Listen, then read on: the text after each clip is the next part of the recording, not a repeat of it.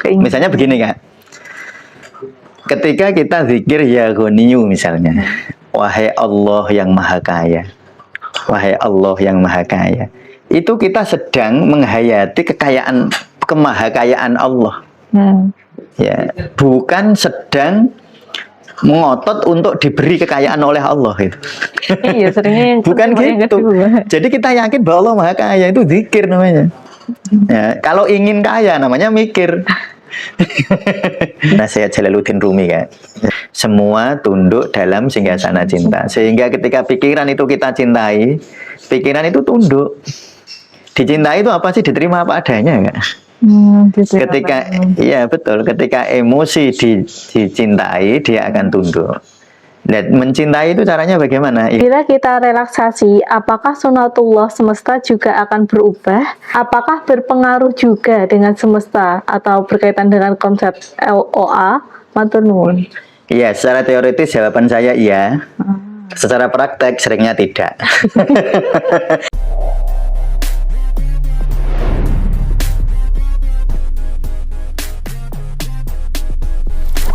Assalamualaikum warahmatullahi wabarakatuh. Waalaikumsalam warahmatullahi wabarakatuh. Sahabat Tasawuf Indonesia, kita berjumpa lagi di channel YouTube Tasawuf Indonesia. Yeah. Oke, untuk kali ini kita ada sesi Q&A ya, Pak. Q&A. Kita ada sesi tanya jawab dari pelatihan kepekaan energi zikir batch 2. Yeah. Langsung aja nggak Pak, saya sampaikan pertanyaannya. Yang pertama ada pertanyaan. Saat mencoba napas diafragma, saya malah merasa agak pusing dan dada terasa sesak. Apakah ini wajar? Karena selama ini saya terbiasa napas dada, atau ada yang salah dengan cara tarikan napas saya? Terima kasih. Ya, jadi memang seharusnya ya tidak pusing, walaupun biasa nafas dada, kemudian sekarang nafas diafragma, seharusnya tetap tidak menimbulkan efek tidak menimbulkan efek-efek negatif ya. Tetapi mungkin begini yang menimbulkan efek negatif itu mungkin ya. Nanti nggak ada namanya Kak ya itu ya. Iya, nggak ada namanya. Nanti ini yang bertanya nyuwun sewu ini karena nggak ada namanya ya.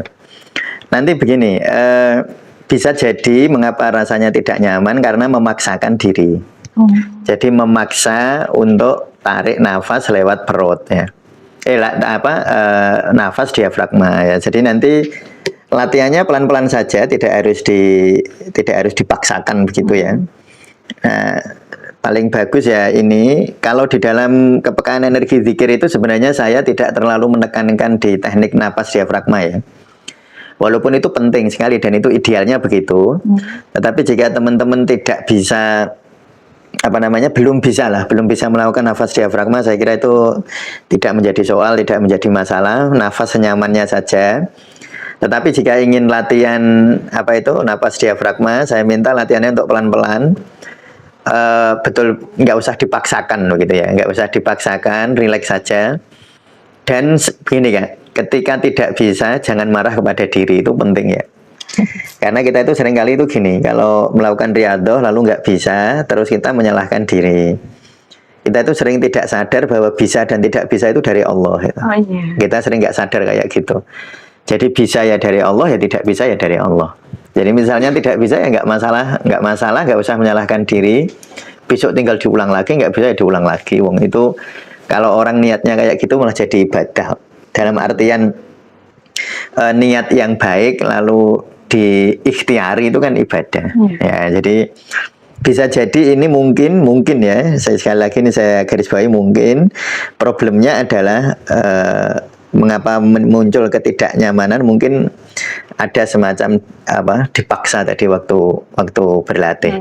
Tapi seandainya tidak, saya nggak dipaksa Ustadz, tapi kok tetap pusing misalnya, mungkin posisinya coba nanti dimulai dari misalnya gini, kalau sambil duduk pusing, coba sambil tiduran latihannya. Ya, kalau duduknya misalnya bersila agak pusing, coba duduknya sambil duduk di kursi gitu. Coba diubah posisinya. Ya, itu rekomendasi dari saya. Tapi nanti kalau misalnya masih merasa nggak nyaman, nanti bisa tanya lagi ya. Jadi satu, jangan dipaksakan. Yang kedua, ubah posisi. Ya, ubah posisinya. Ya gitu Kak. Oke, selanjutnya Ada pertanyaan. Assalamualaikum admin. Ya. Mau memastikan untuk praktek latihan A1 sampai A3, apakah durasinya harus persis mengikuti panjang waktu di video atau boleh kita perpanjang dan perpendek sendiri sesuai kenyamanan? Ya, itu wong ini tuh bukan nganu ya, bukan suatu prosedur yang kayak prosedur kedokteran yang harus harus presisi betul. Ini enggak ya. Ini jadi rileks saja ya. Ada juga pertanyaan yang kemarin saya sempat baca. Kalau latihan kok tidur ya nggak apa-apa, ketiduran. Saya juga begitu, nggak masalah ya. Jadi jangan terlalu gini. Saya mau latihan kok mesti tidur ya Ustaz. Ya disyukuri aja. Tidur kan ya nggak apa-apa. Iya. Ya jadi teman-teman nggak perlu ngantuk terus dipaksa paksain, nggak ngantuk, nggak usah. Ya tidur setelah riyadhah kayak gini bagus ya. Jadi tadi pertanyaannya A1 sampai A3 apakah harus? Kalau harus itu tidak. Jadi tidak ada yang mengharuskan. Teman-teman kalau lebih nyaman pengen nambahi boleh. Atau teman-teman di tengah perjalanan rasanya nggak nyaman mau menghentikan juga boleh. Ya jadi tidak ada yang mengharuskan. Itu hanya semacam apa ya Kak ya? Semacam panduan untuk mengira-ira. Ya kira-kira segitulah.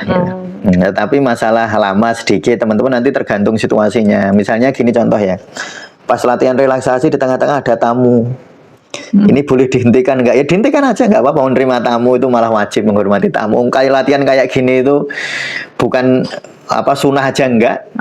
Sunnah itu kan karena digunakan sebagai wasilah. Tapi latihannya itu kan enggak. Ya jadi ya sudah. Misalnya ada ibu-ibu latihan, suaminya manggil minta dibikinin teh, ya dibikinin teh aja, ditinggal aja latihannya gitu. Nggak akan ada efek samping negatif. Nggak ada. Jadi tenang aja. Jadi apakah boleh dikurangi atau boleh ditambah? Boleh.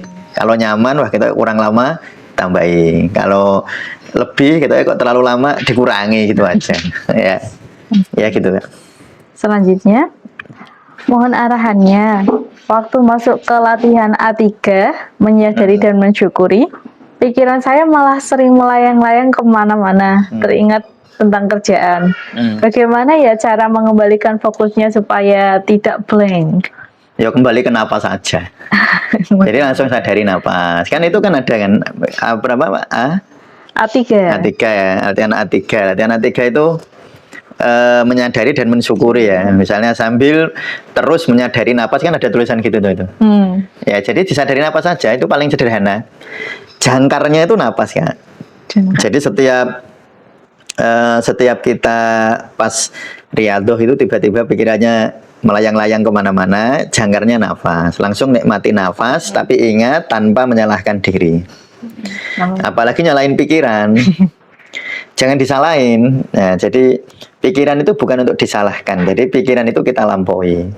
Dalam artian melampauinya itu dengan menikmati nafas lagi. Tapi ketika pikiran itu melayang kemana-mana, kita sebenarnya malah justru harus bersyukur. Karena pikirannya masih mikir. Artinya pikiran kita masih bisa berpikir ya. Jadi jangkar itu biar kayak perahu kalau di pinggir pelabuhan kan harus dijangkar ya, biar dia nggak lari kemana-mana gitu. Ya lah tetap gerak sih, tetapi kan nggak kemana-mana. Itu jangkarnya nafas. Jadi kalau teman-teman ketika latihan lalu pikiran kemana-mana nggak masalah, mikirin pekerjaan ya nggak masalah, mikirin apa lagi, mikirin besok mau kemana, besok gimana gitu ya nggak masalah, langsung kembali lagi ke jangkarnya, yaitu ke menikmati napasnya, bukan mengatur napas, paling penting menikmati napasnya. Di latihan A3 gitu itu sambil terus menyadari pernafasan, itu saya ulang-ulang di situ ya, sambil terus menyadari pernafasan, sambil terus menyadari pernafasan. Oh sampai segitu terus, sambil terus menyadari pernafasan. Itu memang nafas sebagai jangkar, dan itu saya rasa sampai hari ini itu jangkar terbaik. Ya baik dari saya, artinya yang saya alami dan yang dialami oleh kebanyakan orang-orang yang saya bimbing. Itu napas itu jangkar terbaik. Jadi teman-teman sekali lagi kalau pikiran belayang-belayang nggak perlu menyalahkan pikiran ya. Karena kalau disalahin nanti pikiran, ya saya selalu ingat apa namanya, nasihat Jalaluddin Rumi kan. Jalaluddin Rumi itu dawuhnya itu selalu saya ingat karena itu indah bagi saya. Semua tunduk dalam singgasana cinta ya. Semua tunduk dalam singgasana cinta. Sehingga ketika pikiran itu kita cintai, pikiran itu tunduk. Dicintai itu apa sih? Diterima apa adanya kan? Ketika iya betul, ketika emosi dicintai dia akan tunduk. Dan mencintai itu caranya bagaimana? Ya menerima apa adanya, bukan menolaknya. Oh iya, saya mikir, diakui aja ya. Ya alhamdulillah masih bisa mikir. Oh saya marah, alhamdulillah saya masih bisa marah. Coba kalau nggak bisa marah, oh repot tuh. Orang nggak bisa marah repot tuh. Ya jadi ingat selalu pesan dari Jalaluddin Rumi, semua tunduk dalam singgasana cinta. Sehingga kalaupun kita dalam riyadhah itu tidak sesuai dengan menurut ego kita ya, nggak sesuai dengan protap, nggak perlu menyalahkan diri. Diterima apa adanya ya, saya belum bisa, sudah titik, nggak perlu nih gara-gara kamu, gara-gara pikiran, apalagi nanti begini Kak, gara-gara trauma masa lalu, nanti gara-gara, padahal trauma itu paling banyak dari keluarga, dari rumah, gara-gara ibu, gara-gara bapak, nanti malah semakin buruk itu nanti. Jadi gitu ya. Jadi kalau belayang balik ke belayang apa melayang-layang atau liar, balik jangkarnya kembali ke nafas ya. Ya gitu. Oke, selanjutnya, apakah teknik pernapasan dan kepekaan zikir ini wajib dilakukan sambil duduk, bersila dan menutup mata? Kalau diperhatikan sambil menyetir mobil, memasak atau saat sedang kerja di kantor, apakah energinya tetap bisa selaras? Ya, ini memang harusnya dilakukan setiap saat, tetapi saya ingin memberi garis batas tentang menyetir mobil. Nah, itu agak berisiko, kecuali saya melihat sendiri caranya ini ya, cara teman-teman melakukan, sebab saya khawatir kadang-kadang terus jadi ngalamun. Oh, kalau ngalamun misalnya orang ngalamun pas masak, ya itu nggak masalah. Paling kan lali itu tuh nggak, lupa nggak ngasih garam tuh. Iya. Nggak bisa lebih garam atau kelamaan gosong gitu ya. Tapi kalau menyetir mobil, saya anjurkan teman-teman untuk memastikan bahwa saat latihan itu justru membuat semakin nyaman nyetirnya. Oh. Jadi kalau nyetirnya nggak makin nyaman loh ya, bukan ngalamun ya. Kalau makin nyaman, karena memang seharusnya latihan nafas itu seharusnya membuat kita jadi lebih nyaman. Dan nyaman itu membuat kita jadi tenang waktu nyetir. Ya, saya melakukan itu ya berkali-kali, tapi saya nggak nyuruh. Karena saya takutnya teman-teman nggak seperti saya gitu. Takutnya itu ya. Nah, sehingga saya punya batasan gini, batasannya. Ini kalau yang lain ya Kak ya, sedang kerja di kantor, terus kerja memasak, apakah energinya tetap bisa selaras? Selaras itu prinsipnya teman-teman menerima. Relax, menerima itu cirinya relax Kak. Tapi kalau teman-teman serba menolak, malah nggak menerima. Misalnya di kantor ada situasi nggak enak, terus teman-teman zikir nafas, tetapi teman-teman itu lupa menerima rasa nggak enak itu. Itu malah tidak produktif. Sebenarnya nanti di kerjaan kantornya itu malah nggak produktif. Jadi saya minta teman-teman untuk, ya kalau tingkat bahayanya kalau pas kerja nggak terlalu bahaya ya. Kalau pas masak juga nggak terlalu bahaya. Tapi kalau pas nyetir mobil ini sekali lagi kalau teman-teman nyaman justru saat nyetirnya jadi rileks, pandangannya jadi jernih kan begitu. Jadi gini Kak, orang kalau nyetir, kami nggak pernah nyetir ya. Saya misalnya sedang nyetir ya. Kalau pikiran saya kalut, bingung, nesu, marah, macam-macam. Itu pandangan saya itu kayak pandangan kuda kan. Sehingga kadang-kadang saya justru tidak menyadari, misalnya di sebelah itu ada motor mau balap, di sebelah ini ada saya terlalu ke kanan atau terlalu ke kiri itu sering nggak saya sadar karena matanya kacamata kuda malah fokus itu capek. Tapi kalau saya justru latihan nafas, tarik nafas, sadari nafas, terus pandangan saya lebih jernih ya, dan saya lebih lebih panoramik. Ya, itu saya lebih lapangan pandangan saya lebih luas, sehingga saya lebih mudah menyadari apa yang terjadi di kiri, apa yang terjadi di kanan, lebih mudah menyadari suara-suara motor. Misalnya di belakang ada motor misalnya saya dalam mobil ya, lalu di belakang ada motor yang sangat keras, itu saya bisa sadar. Ketika saya semakin jernih gitu, dan itu malah membantu nyetir. Cuma itu tadi jangan sampai ngalamun lah. Kalau ngalamun dia bahaya. Nah, kalau malah misalnya nyun sewu sambil dengerin tutorial malah ngalamun. Ngalamun Bang Jo nggak tahu Kak. Ada merah nggak tahu dia jalan, itu tingkat bahayanya besar. Nah, jadi kalau ini pertanyaannya, kalau dipraktekkan sambil menyetir mobil, saya nggak nyuruh, saya memberi batasan. Kalau ternyata, kalau yang lain sih ngalamun juga nggak apa-apa. Karena kan bahayanya mungkin tidak keluar ya Kak ya. Tapi kalau nyetir kan bisa membahayakan orang lain. Orang lain. Ya kan? Ya itu. Jadi kalau pas nyetir saya memberi batasan. Kalau makin jernih kesadarannya, bagus itu. Berarti boleh. Tapi kalau ngalamun jangan. Itu loh. Itu hati-hati, ini betul-betul dicatat. Dan alhamdulillah ada pertanyaan seperti ini. Ya karena kadang-kadang saya juga sering tidak saya sampaikan waktu ada di tutorial, kan nggak saya sampaikan. Kan kebanyakan tutorial-tutorial kayak gitu kan jangan dilakukan waktu nyetir gitu kan. Banyak, saya kan sering lihat gitu. Jangan dilakukan waktu nyetir. Itu ada benarnya ya, karena ngalamun itu. Nah ini makanya kalau jenengan ngalamun jangan. So, latihannya di rumah aja. Di rumah atau dalam aktivitas itu kayak jogging, jalan mengitari kampung, sambil latihan gitu dulu lah. Latihan, jangan mengambil resiko waktu nyetir, karena nyetir itu semua serba cepat. Iya kan, kalau di jalan kan motor cepat, kalau cepat kita. Kalau jalan kan ya paling kejeduk apa gitu kan. Ya ini ya, jadi saya memberi batasan. Saya nggak nyuruh, saya nggak merekomendasikan, kecuali memang meyakini bahwa dengan riyadhah itu perhatian kita makin jernih. Itu malah membantu. Tapi kalau ternyata ngalamun ya jangan. Ya gitu Kak. Oke, pertanyaan selanjutnya. Assalamualaikum admin, izin bertanya. Untuk 19 video latihan mandiri itu, apakah kita diwajibkan mempraktikkannya secara urut dari A1, A2, dan seterusnya? Atau bolehkah kita melompat ke latihan tertentu jika merasa sudah bisa? Ya, kalau merasa sudah bisa ya boleh Kak. Karena sebenarnya gini, latihan ini kan memang saya buat, itu urut, memang dengan premisnya atau pandangan saya, ini yang latihan baru awal-awal gitu. Sehingga yang latihan ini belum belum terbiasa lah gitu ya, sehingga saya membuat tutorialnya itu memang urut, saya buat urut.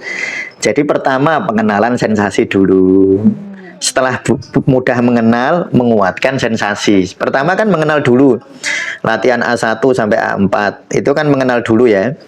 Nah nanti setelah mengenal, oh sensasinya kayak gitu, kalau saya baca, kalau saya zikir menyadari dan mensyukuri tubuh saya begini, saya nafas 55 rasanya begini, saya memperhatikan kulit saya rasanya begini. Nah setelah itu diperkuat, saya rasa sensasinya. Setelah diperkuat baru masuk ke zikir, baru merasakan lafadz Allah, merasakan lafadz zikir la ilaha illallah, merasakan asyhadu anna Muhammadar Rasulullah gitu.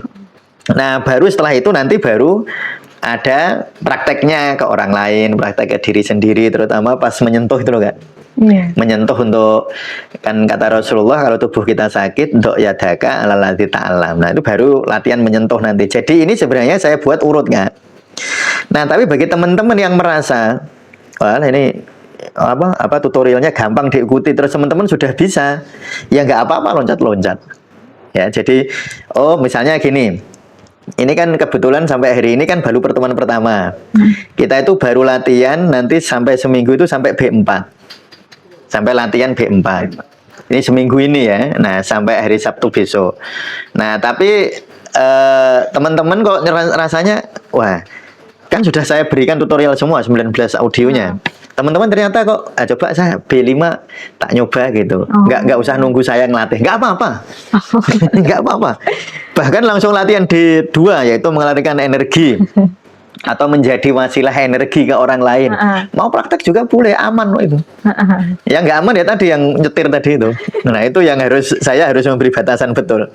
Karena itu tadi jangan-jangan ngalamun seperti tadi kan. Ada yang latihan malah mikir kerjaan itu tadi kan, ada kan gitu lah. Takutnya malah gitu. Ya, ada pertanyaan gitu ya kayaknya. Iya tadi yang pikiran saya malah sering melayang kemana-mana lah. Ini yang repot. Nah, kalau nyetir kan malah repot itu kayak gitu. Kalau nyetir ya.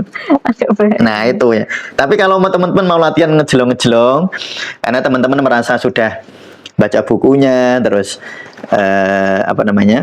dengar tutorialnya sudah, karena memang menurut saya nggak terlalu sulit ya. Terus teman-teman bisa ngikutin, nggak harus nunggu saya, nggak harus nunggu 21 hari, langsung sampai latihan C6 saya. Langsung latihan meningkatkan energi nafas 26. Boleh nggak Bapak?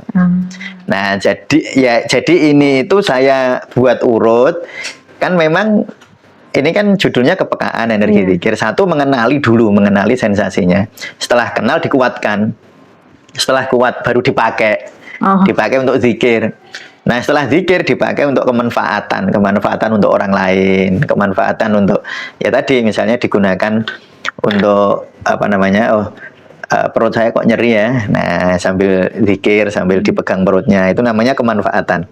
Jadi jawaban saya tegas, saya kira boleh kalau teman-teman memang sudah merasa bisa melakukan yang sebelumnya. Ya, gitu ya. Jadi tidak harus, dan saya tidak mengharuskan nunggu. Wah, ini minggu ini kan cuma B4 tok latihannya. Tapi saya pengen B5, pengen B6, boleh nggak apa-apa. Dicoba dulu aja. Ya. Dan aman. Nah, insya Allah aman. Ya gitu Kak. Ya. Oke, selanjutnya dari hamba Salik. Abah, izin bertanya lewat chat nggih. Bila kita relaksasi, apakah sunatullah semesta juga akan berubah? Dalam artinya berpengaruh terhadap sistem sunatullah kehidupan atau problematika yang dihadapi. Apakah hal tersebut bisa disinkronkan dengan kepasrahan? Ya Allah, saya rela, saya ridho, dan saya ikhlas, saya pasrah, saya berserah. Dengan kita relaksasi pasrah, selain berimplikasi pada kesehatan ruhani, pikiran, dan fisik kita, apakah berpengaruh juga dengan semesta atau berkaitan dengan konsep LOA? Matur nuwun. Iya, secara teoritis jawaban saya iya. Secara praktek seringnya tidak. Ya, jadi saya jelaskan ya. Ya, teoritisnya iya. Karena memang mengubah sekitar itu harus diawali dari diri ya. Innallaha la yughayyiru ma biqaumin hatta yughayyiru ma bi anfusihim. Allah itu nggak akan mengubah orang-orang sekitar kita sebelum kita mengubah diri. Itu teorinya jelas sih ya, bener itu. Tetapi secara praktek enggak, karena ingin. Yang bikin jadi nggak positif itu inginnya itu loh. Ingin. Ya, jadi itu memang yang saya selalu sampaikan, paradoksnya di situ. Kadang-kadang saya mau cerita jadi ingin. Jadi kalau saya nggak cerita nggak mau praktek gitu. Nah, sebagai pendamping atau pembimbing kayak saya itu memang dalam tanda petik itu riwehnya di situ Kak. Repotnya di situ ya, repot tapi ya dinikmati lah. Jadi repotnya itu di situ, karena kalau saya nggak saya ceritain hal kayak gitu, misalnya kalau kamu berzikir akan menggetarkan orang-orang di sekitarmu, akan memvibrasi. Kalau bahasa agama itu berkah. Oh, berkah. Berkah itu vibrasi positif. Nek diceritani tadi pengen, malah fokusnya ke situ. Tapi nggak diceritani, jelas nggak mau latihan. Nggak ada motivasi. Lah itu paradoksnya di situ. Makanya tadi sampaikan ya, teorinya iya, tapi kalau ingin jadi tidak. Jadi betul ya, ketika ini pertanyaan Hamba Salik ini.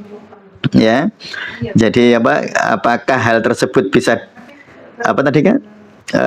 bila kita relaksasi, apakah sunatullah semesta ini akan berubah dalam artinya berpengaruh terhadap sistem sunatullah kehidupan, problematika yang dihadapi, apakah hal tersebut bisa disinui? Ya, jawabannya iya. Dalam teori, dalam prakteknya seringnya tidak.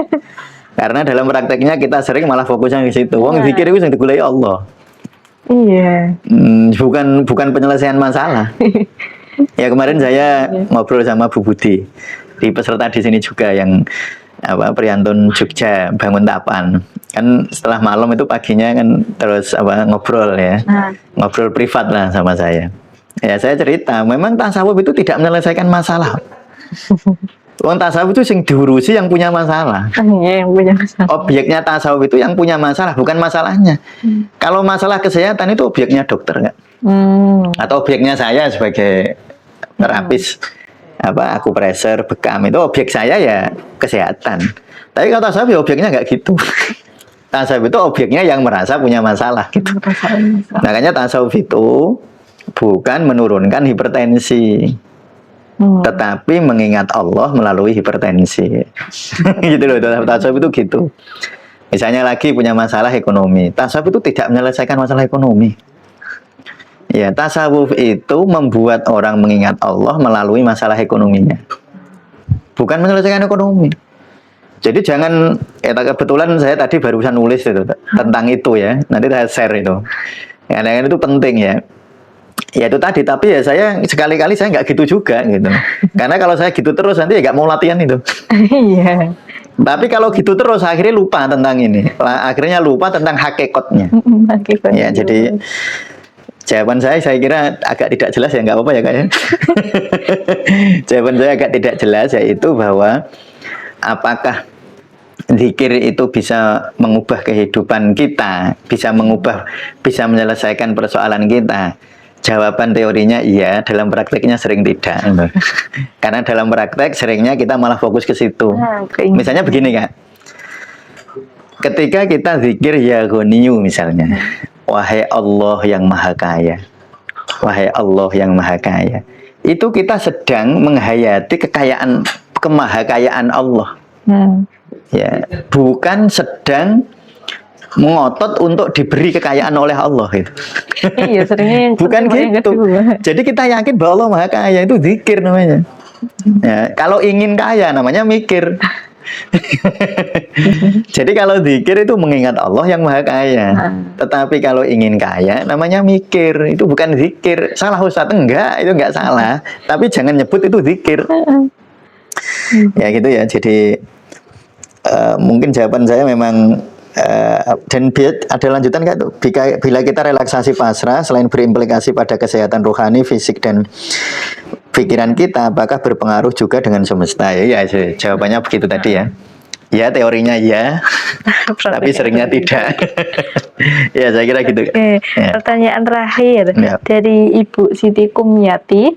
Alhamdulillah sejak praktek zikir nafas, sering praktek, hidup saya lebih mudah saya jalani.